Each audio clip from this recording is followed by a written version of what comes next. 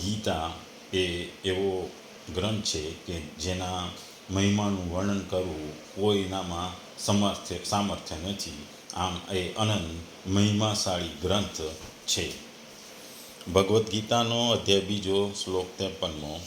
ભગવાન બોલ્યા કે જાત જાતના વચનો સાંભળવાને લીધે વિચલિત થયેલી તારી બુદ્ધિ જ્યારે પરમાત્મામાં સ્થિર ભાવે અચળ અને સ્થાયી થઈ જશે ત્યારે તું યોગને પામીશ, અર્થાત તારો પરમાત્મા સાથે નિત્ય સંયોગ થઈ જશે. બીજા શબ્દોમાં કહીએ તો કે જ્યારે વેદોની અલંકાર પ્રચુર ભાષાથી તારું મન વિચલિત થશે નહીં અને આત્મ સાક્ષાત્કારની સમાધિમાં તે સ્થિર થઈ જશે, ત્યાર પછી તને દિવ્ય ચેતનારૂપ યોગ પ્રાપ્ત થશે. અહીં ભગવાન 3 વસ્તુઓનું મહત્ત્વ આપે છે: બુદ્ધિ, સમાધિ અને યોગ. બુદ્ધિ, યોગ અને સમાધિ, આ 3 વસ્તુનું અહીં મહત્ત્વ છે. અહીં ભગવાન કહે છે કે આ લોક તથા પરલોકના ભોગો, ઐશ્વર્યો અને તેમની પ્રાપ્તિના સાધનો વિશે લોભામણા વચનો સાંભળીને બુદ્ધિમાં વિક્ષિપ્તતા આવે છે. તેથી તે એક નિશ્ચય પર નિશ્ચિત બનીને અટલ ભાવે સ્થિર થતી નથી. ઘડીકમાં એક ભાવ અથવા વાતને ઉત્તમ માને તો ઘડીકમાં બીજા ભાવ અથવા બીજી વાતને ઉત્તમ ગણે છે. એવી વિક્ષિપ્ત અને અનિશ્ચયાત્મક બુદ્ધિને અહીં ભગવાન બુદ્ધિ કહે છે. અહીં બુદ્ધિનો વિક્ષેપ દોષ છે. મોહરૂપી કળણથી પાર થઈ જવાને કારણે આ લોક અને પરલોકના ભોગોથી સર્વથા વિરક્ત થયેલી બુદ્ધિ વિક્ષેપ દોષથી સર્વથા રહિત થઈ જાય છે અને એકમાત્ર પરમાત્મામાં સ્થાયી રૂપે સ્થિત થઈ જાય છે. એ જ તેનું પરમાત્મામાં અચળ અને સ્થિર થવું છે. એટલે ભગવાન કહે છે કે તમે શાસ્ત્રો એટલે કે વેદો, જ્યારે વેદો કે બીજું કોઈ પણ પુસ્તકની જ્ઞાન હોય, એમાંથી લીધેલું જ્ઞાન હોય, એમાંથી લીધેલી વિચારસરણી હોય, એ જ્યારે તમારા બુદ્ધિને અસર કરે છે અને એ બુદ્ધિને લીધે તમારી ભાવનાઓ નિશ્ચિત નથી થતી, અચળ થતી નથી અને વિચલિત થયા રહે છે, ચંચળ રહે છે, મન ચંચળ રહે છે. એટલે ભગવાન કહે છે કે તમારે તમારા મનને એકદમ સ્થિર કરી દેવાનું છે અને અચળ થઈને સ્થાયી કરવાનું છે. બુદ્ધિને તમારે અચળ અને સ્થાયી કરશો તો તમે યોગને પામશો અથવા પરમાત્માને પામશો. એટલે ભગવાન કહે છે કે દરેક મનુષ્યને પરમાત્માને પામવાની ઈચ્છા હોય છે. જુદા જુદા ગ્રંથોમાં જુદા જુદા કર્મકાંડો અને વિધિઓ આપવામાં આવી છે. જેમ સાધક આધ્યાત્મિક માર્ગ પર ઉન્નતિ કરે છે તેમ તેમ તેના અંતઃકરણમાં ભગવાન સાથેનો સંબંધ પ્રગાઢ બનતો જાય છે. તે સમયે તે જ્ઞાત થાય છે કે અગાઉ જે વૈદિક કર્મકાંડોનું આચરણ કરતા હતા તે બોજારૂપ અને સમય વ્યર્થ કરનારા હતા. ત્યારે તેઓ વિસ્મય થાય છે કે શું તેઓ ભક્તિની સાથે તે આ કર્મકાંડો કરવા બંધાયેલા છે, અને જો તેઓ આ કર્મકાંડ અસ્વીકાર કરી સ્વયંને સંપૂર્ણપણે તેમની સાધનામાં સમર્પિત કરી દે તો શું અપરાધ થયો ગણાય? આવા લોકોને તેમના સંદેહનો ઉત્તર આ શ્લોકમાં પ્રાપ્ત થાય છે. શ્રી કૃષ્ણ કહે છે કે વૈદોગના અલંકારિક સકામ ખંડોથી આકર્ષણ વિના સાધનામાં સ્થિર થવું જોઈએ એ કોઈ અપરાધ નથી, પરંતુ એ તો આધ્યાત્મિકની ઉચ્ચતર અવસ્થા છે. 14મી સદીના પ્રખ્યાત સંત માધવેન્દ્ર પુરી આ ભાવનાને અતિ દ્રઢતાપૂર્વક હોય છે. તેઓ વૈદિક બ્રાહ્મણ હતા, વિસ્તૃત કર્મકાંડીમાં પ્રવૃત્ત રહેતા હતા, પણ તેમના અંતિમ સમયમાં તેમણે લખ્યું કે હું સર્વ પ્રકારના કર્મકાંડોની ક્ષમા માંગવા ઈચ્છું છું, કારણ કે મારી પાસે તેમનો આદર કરવાનો સમય નથી. તેથી પ્રિય સંધ્યા વંદના વગેરે પાળવામાં હું સક્ષમ નથી. હું જ્યાં પણ બેસીશ હું પુરુષોત્તમ શ્રી કૃષ્ણનું સ્મરણ કરીશ કે જેઓ કંસના શત્રુ હતા, માયિક બંધનોથી મને મુક્ત કરવા માટે. એટલે શ્રી કૃષ્ણ આ શ્લોકમાં સમભાવ અચલ શબ્દનો ઉપયોગ દિવ્ય ચેતનામાં સ્થિર અવસ્થાનું વર્ણન કરવા દે છે. સમાધિ શબ્દની રચના સમ અર્થાત સંતુલન અને ધિ અર્થાત બુદ્ધિ શબ્દોથી થઈ છે, જેનો અર્થ બુદ્ધિની સંપૂર્ણ સંતુલિત અવસ્થા. યોગ સાંસારિક પ્રલોભનોથી વિચલિત થયા વિના ઉચ્ચતર ચેતનાની સ્થિતિ, તેઓ સમાધિ અથવા પૂર્ણ યોગની અવસ્થા પ્રાપ્ત કરે છે. એટલે ભગવાન કહે છે કે કોઈ પણ જાતનું જ્ઞાન, બુદ્ધિ તમારું એ તમારે એકાગ્રતા થઈને અને સમાધિમાં જે રીતે પહોંચો એ રીતે એકાગ્રતા જો તમે તમારી બુદ્ધિમાં કેળવો અને મનને તમે સ્થિર કરો અને અચળ કરો તો તમે કોઈ પણ વસ્તુને પામી શકો છો. આજે તમારે ભણતા હોય ત્યારે તમારે ડૉક્ટર થવું હોય કે એન્જિનિયર થવું હોય કે ચાર્ટેડ, તો તમારે ભણતી વખતે ખૂબ જ ધ્યાન રાખવું પડે છે. તમારા મનને જે બ્રાન્ચમાં જવું હોય એમાં પરવવું પડે છે, એમાં સ્થિર કરવું પડે છે. એમાં ચંચળ મન ના ચાલે, અચળ અને સ્થાયી મન કરવું પડે છે કે મારે ભાઈ ડૉક્ટર થવું છે, મારે વાંચવું પડશે, મારે ભણવું પડશે. આપણે ગુજરાતીમાં કહે છે કે ભણતી વખતે સ્થિર મન રાખવા કહે છે, ચોટલી બાંધીને વાંચવું. એટલે માણસે વાંચતી વખતે એકાગ્ર થઈ જવું પડે છે. એટલે સ્થિરતા લાવવાની જરૂર છે બુદ્ધિની, મનની. જે અચળ અને સ્થાયી સ્થિરતા હોય તો તમે કોઈ પણ વસ્તુને પામશો. યોગ એટલે કે કોઈ પણ બે વસ્તુનું જોડાણ, તમારું ભગવાન સાથેનું જોડાણને પણ યોગ કહેશો. તમારી જે મનોકામના ઈચ્છા છે કે ડૉક્ટર થવાની, એની જોડે પણ તમે ભણીને જોડાવશો, એ બી યોગ છે. એટલે ભગવાન અહીં કહે છે કે તમારે જે બી વસ્તુનું પામવું હોય, જે વસ્તુ મેળવવી હોય, એમાં એકાગ્રતા રાખવી પડે. તમારા મનને ચંચળ નહીં પણ સ્થિર અને અચળ બનાવવાનું હોય છે. સમાધિગ્રસ્ત થઈ જવાનું હોય છે. એટલે એમાં જ રચ્યા પચ્યાનું, એમાં જ મન રાખવાનું, તો તમે એ વસ્તુને પામી શકશો. ભગવાનમાં તમે ભક્તિ કરશો સ્થાયી ને અચળ થઈને અને વિના કોઈ ફળની આશાએ, તો તમે પરમાત્માની સાથે યોગ પામશો. એટલે યોગથી પરમાત્મા સાથે જોડાશો. એમ તમે સામાન્ય જીવનમાં પણ કોઈ પણ વસ્તુ માટે તમે જો ધ્યાન દઈ એમાં એકાગ્રતાપૂર્વક સતત મંડ્યા રહેશો તો તમે એ વસ્તુને પામશો. ભગવાન અહીંયા આપણે આગળ જોઈએ કે જો તમારું મન ચંચળ હોય, અસ્થાયી હોય, તો તમે એ વસ્તુને પામી ન શકતો. આજે આપણે જાણીએ છીએ કે બે કાગળને ચોંટાડવા હોય તો આપણે ગુંદર લગાડીએ છીએ. કોઈ બે લાકડાને જોડવા હોય તો આપણે એને ફેવિકોલ કે ફેવિક્વિક લગાવતા હોય છે. એ જ્યારે આપણે ફેવિક્વિક કે ગુંદર લગાવતા હોય છે ત્યારે બંને વસ્તુઓને સ્થિર કરીએ છીએ. જો બંને વસ્તુઓ હાલક ડોલક હોય તો એ બરાબર સરખી ચોંટતી નથી. કારણ કે ચોંટાડવા માટે એ ફેવિક્વિક કે ગુંદર ચોંટાડ્યા પછી એ બંને બાજુની વસ્તુઓને સ્થિર કરવી પડે છે, ત્યારે એ બે વચ્ચેનું બંધન થાય છે. એટલે ભગવાન કહે છે કે તમારે યોગ એટલે કે બંધન, તમારે કોઈ બી જાતેનું બંધનમાં તમારે સ્થિરતા લાવવી પડશે. મનને સ્થિર અને અચળ બનાવવું પડશે. જો તમારું મન ચંચળ હોય કે તમે એમ ધારો કે મારે આજે ડૉક્ટર બનવું, કાલે વિચાર હોય કે મારે એન્જિનિયર બનવું છે, કાલ પરમ દિવસે એમ થાય કે હું આ કરીશ કે હું ચાર્ટર્ડ એકાઉન્ટન્ટ બનીશ, તો તમારા મનમાં દ્વિધાઓ ઉત્પન્ન થાય છે. તમે એક વસ્તુમાં ધ્યાન પરોવી શકતા નથી અને એ વસ્તુને પામી શકતા નથી. એટલે ભગવાન કહે છે કે તમારા મનને એકદમ સ્થિર કરવું પડે, સમાધિગ્રસ્ત મન કરવું પડે, એક જ વસ્તુમાં કોન્સન્ટ્રેશન કરવું પડે. એટલે અહીં ભગવાનનો કહેવાનો અર્થ છે કે તમારે કોઈ બી ભક્તિ, ભગવાનને પામવું હોય તો બી સ્થાયી થઈને અચળ થઈને કામ કરવું પડશે. કે કોઈ વસ્તુને પામવું હશે તો પણ તમારું મનને સ્થિર કરવું પડશે. ચંચળ મનથી ઘડીમાં તમે આમ વિચારો કે જ્યારે હું આમ કરીશ, તેમ કરીશ, પેલું કરીશ, હું આઈએએસ બનીશ, હું ડૉક્ટર બનીશ. જો તમે જુદા જુદા વિચારો મનમાં રોજ બદલતા રહો તો તમે એક વસ્તુને પામી નહીં શકો. તમે આઈએએસ બનવું હોય તો તમારે આઈએએસની જ તૈયારી કરવી પડશે. તમારે ગવર્મેન્ટ જોબ કરવી હોય તો તમારે ગવર્મેન્ટ જોબની એક્ઝામ આપવી પડશે. એમાં તમારે મન સ્થિર, એમાં વાંચવું પડશે, એમાં સ્થિર થવું પડશે મનને, અને મનને એ રીતે તમારે તૈયાર કરવું પડશે.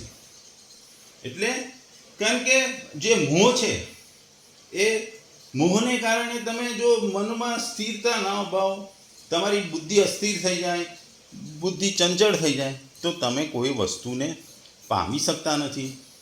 અને શાસ્ત્રો પ્રમાણે તમે એમ માનતા હોય કે જુદા જુદા ક્રિયાકર્મો કરવાથી, યજ્ઞો કરવાથી, વિધિઓ કરવાથી તમે ભગવાનને પામશો, અથવા વિધિ કે યજ્ઞથી તમે આ વસ્તુ પામશો. એ વસ્તુ ખોટી છે. યજ્ઞો, વિધિ એ બધું સાચું જ્ઞાન છે, પણ એ પૂર્ણ નથી. પૂર્ણ તમારું મન છે, તમારી બુદ્ધિ છે, કે એને તમારે સ્થિર કરવો છે. યજ્ઞ કરવો કે વિધિ કરવાથી તમે ડૉક્ટર થઈ જાઓ. તમારે ડૉક્ટર થવા માટે તમારે વાંચવું પડશે, ભણવું પડશે. ડૉક્ટરની લાઇનમાં તમારે જવા માટેની એક્ઝામ માટે તમારે તૈયારી કરશે. એકાગ્ર મનથી તે એક્ઝામોને પાસ કરવી પડશે, તમારે માર્ક લાવવા પડશે.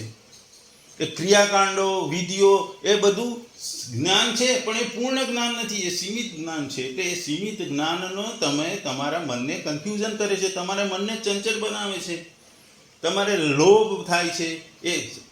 એ અધૂરું જ્ઞાન અથવા સીમિત જ્ઞાનવાળી વસ્તુઓ તમારા મનમાં મોહ પ્રગટે છે. મોહ પણ બે પ્રકારના હોય છે, એક સાંસારિક મોહ અને શાસ્ત્રીય મોહ.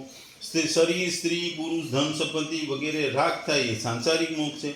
દ્વૈત, અદ્વૈત, વિશિષ્ટાદ્વૈત, દ્વૈતાદ્વૈત વગેરે દાર્શનિક મતભેદોમાં ફસાઈ જવું એ શાસ્ત્રીય મોહ છે.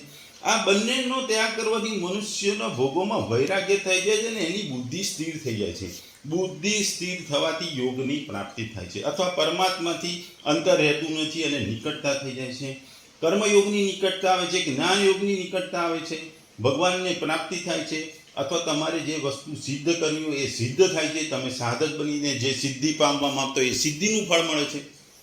એટલે ભગવાન અહીંયા આપણને મનને ચંચળતા, મનની ચંચળતા, અસ્થિરતાને છોડીને મનને સ્થિર બનાવવા કહે છે, અચળ બનાવવા કહે છે, મનને સ્થાયી બનાવવાનું કહે છે.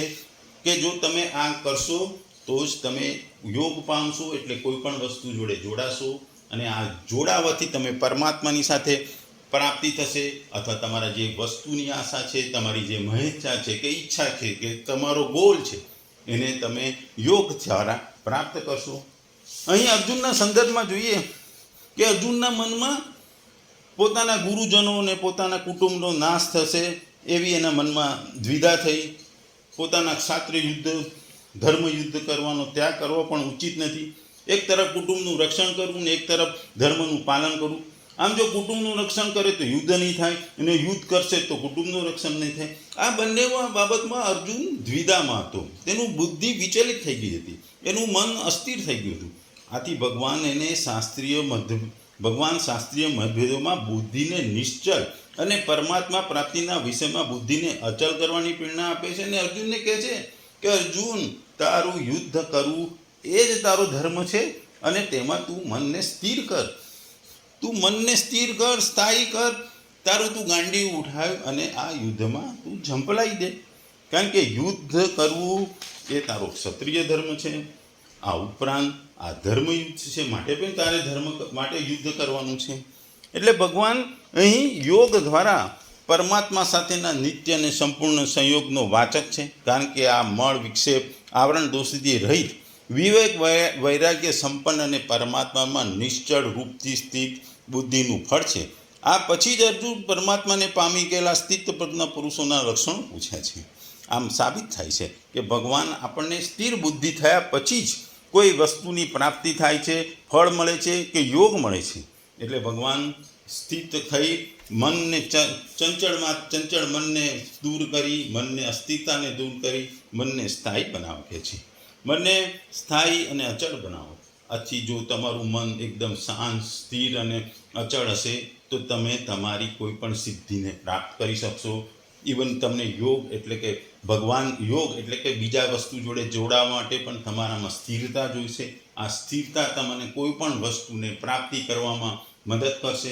આ સંસારની માયાજાળ બે પ્રકારની છે, એક સંસારની અને શાસ્ત્રીય.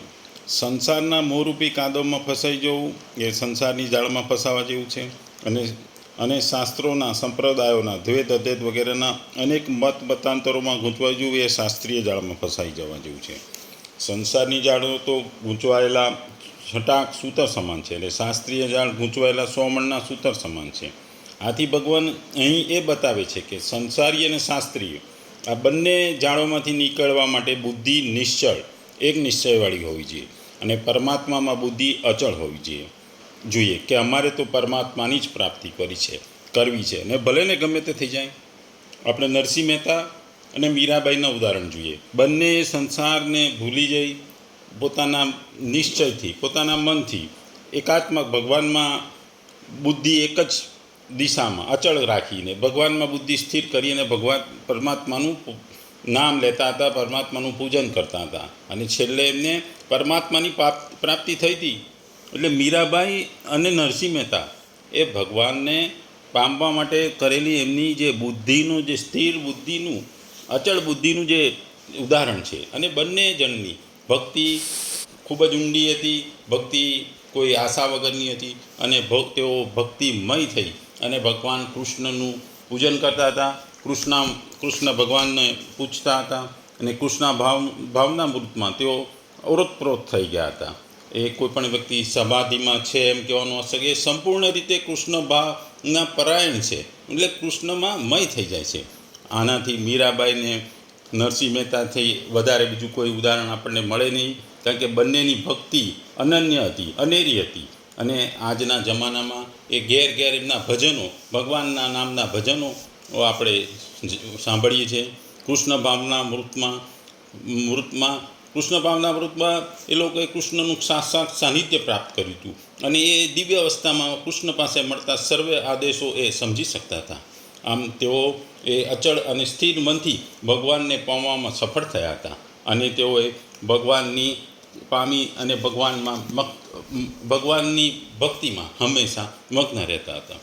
આવી રીતે સામાજિક મીન્સ આપણે જે ભૌતિક છે, સંસારની માયા છે. સંસારમાં જો ધારો કે આપણે સચિન તેંડુલકરને લઈએ તો બાળપણથી એને ક્રિકેટનો શોખ હતો, બેટિંગ એનો શોખ હતો, એટલે એ હંમેશા બેટિંગ માટે અને ભારત તરફથી રમવાનું એનું ધ્યેય હતું. એટલે એ બાળપણથી જ એનો ધ્યેય હતો. એને મન સ્થિર રાખ્યું હતું કે ભાઈ મારે ક્રિકેટ રમવાનું છે, ક્રિકેટમાં હું બેટિંગ જ કરીશ, બોલિંગ કે ફિલ્ડિંગ કે વિકેટ કીપિંગ નહીં કરું. અને બેટિંગ કરવામાં એણે એ સ્થિર મગજ રાખી અને પ્રેક્ટિસ કરી અને છેવટે એ વિશ્વનો એક મહાન ક્રિકેટર બન્યો. એટલે કે તમારે તમારી જે આશા છે, તમારી ઈચ્છા છે, જે મહેચ્છા છે, એમાં પણ તમારે બુદ્ધિને સ્થિર બનાવવાની છે, અચળ બનાવવાની છે, જેથી તમારે જે વસ્તુને પામવી છે એ પ્રાપ્ત કરી શકો છો. તેંડુલકરે જો ક્રિકેટની સાથે બેડમિન્ટન કે ફૂટબોલ કે એવામાં બધામાં ધ્યાન રાખ્યું હોય તો તેની સ્થિતિ, તેની મનની બુદ્ધિ સ્થિતિ, મનસ્થિતિ સ્થિર ના હોત. એટલે એ જુદી જુદી રમતોમાં ધ્યાન આપ્યું હોત તો ક્રિકેટમાં જે બેટ્સમેન તરીકે એની જે નામના થઈ હતી એ પ્રાપ્ત કરી શક્યો ન હોત. એટલે તમારે ભૌતિક એટલે સંસારમાં પણ તમારે તમારી સ્થિતિ, મનની સ્થિતિ, બુદ્ધિ સ્થિર અને અચળ કરે તો તમે તમારા સંસારિક વસ્તુઓમાં પણ તમે સફળતા પ્રાપ્ત કરો છો. આપણે અબ્દુલ કલામ છે, અબ્દુલ કલામ આપણા જે રાષ્ટ્રપતિ એવો પહેલેથી જ સાયન્સમાં, વિજ્ઞાનમાં એમનો ખૂબ જ રસ હતો. એટલે એમની એ રસને એમણે એ સ્થિર પોતાની બુદ્ધિને વિજ્ઞાનમાં સ્થિર બનાવી અને અચળ બનાવી. તેથી તેઓ મહાન વૈજ્ઞાનિક બન્યા. ભારતની જે વૈજ્ઞાનિક સિદ્ધિઓ છે, ઈસરોની બધી સિદ્ધિઓમાં એમનો બહુ મોટો ફાળો રહ્યો હતો અને એક મહાન વૈજ્ઞાનિક તરીકે એમની નામના છે. એટલે ટૂંકમાં અહીં ભગવાન આપણને કહે છે કે અનેક પ્રકારના વેદ વાક્યોથી સાંભળીને વિચલિત થયેલી તારી બુદ્ધિ જ્યારે પરમાત્મા સ્વરૂપમાં સમાધિસ્થ થઈને અચળ સ્થિર થઈ જશે અને ત્યારે તું સમત્વ યોગને પ્રાપ્ત થઈશ, પૂર્વ સમસ્થિતિને પ્રાપ્ત કરીશ, જેને અનામય પરમપદ કહે છે. આ જ યોગની પરાકાષ્ઠા છે અને આ જ અપ્રાપ્તની પ્રાપ્તિ છે. વેદોમાંથી માત્ર શિક્ષણ મળે છે, પરંતુ શ્રી કૃષ્ણ કહે છે કે શ્રુતિઓના અનેક સિદ્ધાંતોને સાંભળવાથી બુદ્ધિ વિચલિત થઈ જાય છે. સિદ્ધાંતો ઘણાય સાંભળાય છે, પરંતુ જે સાંભળવા યોગ્ય છે એનાથી લોકો દૂર રહે છે. આ વિચલિત બુદ્ધિ જે સમયે સમાધિ સ્થિર થઈ જશે ત્યારે તું યોગની પરાકાષ્ઠા રૂપ અમૂર્ત પદને પ્રાપ્ત કરીશ, જેઓ અનામય પરમ પદમાં સ્થિર છે. જેમની બુદ્ધિ સમાધિમાં સ્થિર થયેલી છે એવા મહાપુરુષો કેવા હોય છે એ જાણવા અર્જુન ઉત્સુક હોય છે, સ્વાભાવિક હોય છે. એટલે પછીના શ્લોકમાં અર્જુન ભગવાન કૃષ્ણને આગળ એ પ્રશ્ન પૂછે છે.